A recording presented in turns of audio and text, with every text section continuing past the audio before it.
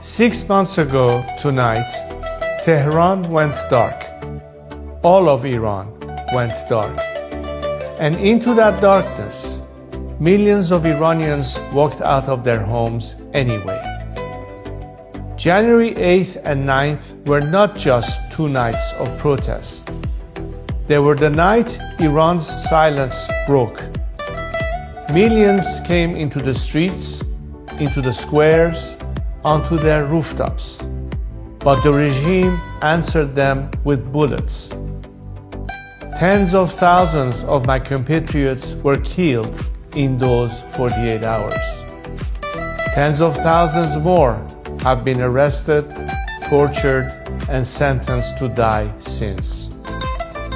They came out determined and brave. I think of them every day. On those 2 nights, I lost countrymen I will never get to meet. I do not hear a statistic when I hear the number 40,000. I see a son who did not come home to his mother, a daughter who will not sit at her family's table again. I think of each of them the way I would think of my own child, my own brother, my own sister. I carry the weight of every one of those names. But the families of the fallen I meet with, week after week, hearten our nation's will to carry on. Their children did not die in vain. They died for freedom, and they died with pride. History will remember what these men and women did. I will make sure of it. Like the resistance who stood against tyranny in occupied Europe, and like the revolutionaries who fought for liberty in America. But theirs was a particular bravery. They had no army, no air cover, nothing but the belief in what they stood for. They stood anyway. A united nation choosing to face the guns together rather than to live one more day in fear.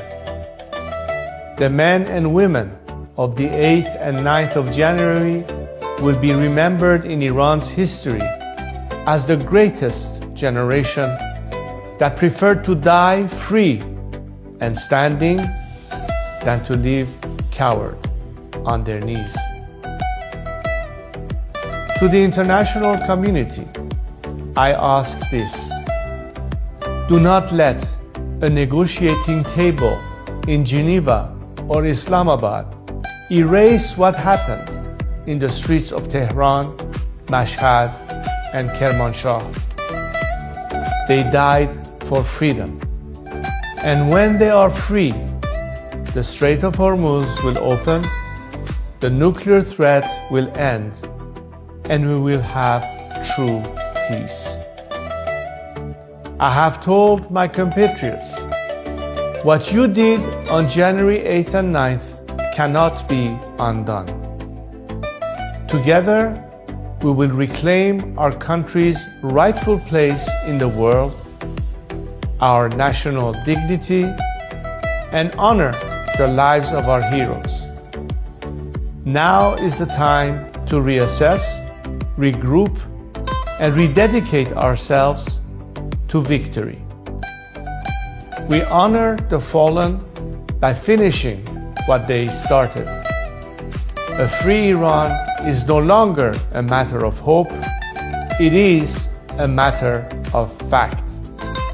And know that my brave compatriots are not just fighting for their own liberation, but for the peace and stability of the world.